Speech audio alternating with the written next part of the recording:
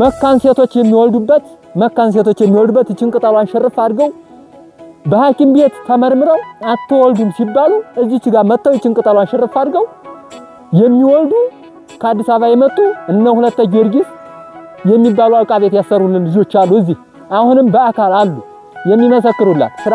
ይኸው እዚህ ጋር ስዕለት የሚያስሩበት ይኸው እዚህ ጋር የሚገርማችሁ ነገር ይኸውላ እንዳለ በሙሉ ስዕለት ብቻ ነው። ይኸውላ ስዕለት ብቻ ነው የድንግል ማርያም ልጆች።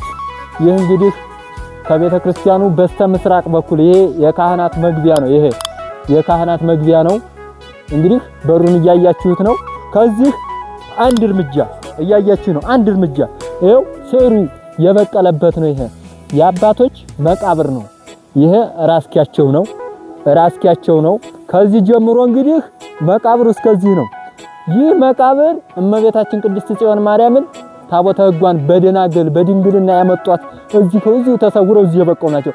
ከነሱ ላይ ይቺ ጸዶ የምትባል ዛፍ በቀለች። ይቺ እንግዲህ እንደምታዩት ከዚህ ስር ጀምሮ ወደዚህ አድርጎ ይሄ እሷ ነው። ይሄ ራሱ ነው።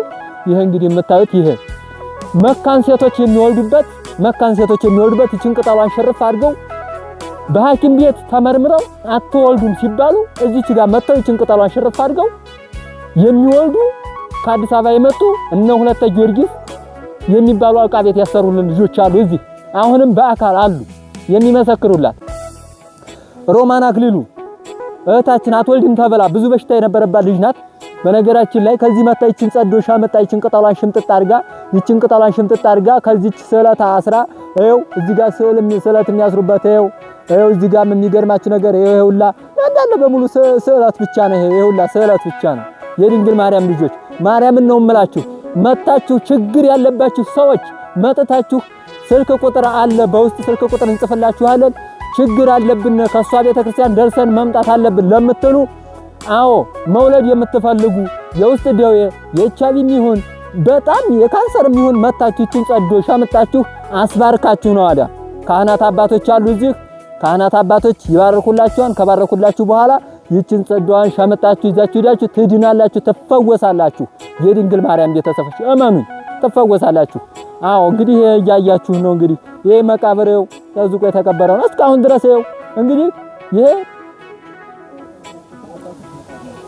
ይሄን ጽላቷን ያመጡት አባቶች መቃብር ነው። ደናግል ነበሩና ጽላቷ የመጣችው ከአክሱም ጽዮን ነው። ከአክሱም ጽዮን በሳንቃ አድርጋ በወልዲያ አድርገው ነው ይዘዋት የመጡት። የኔ መኪና የለም ከአክሱም አንስተው በእግራቸው ነው ይዘዋት የመጡትና እባካችሁን የተዋሕዶ ልጆች ይሄንን እያያችሁ ሼር እያረጋችሁ ዲዩት ሪፖስት እያረጋችሁ ተባበሩ።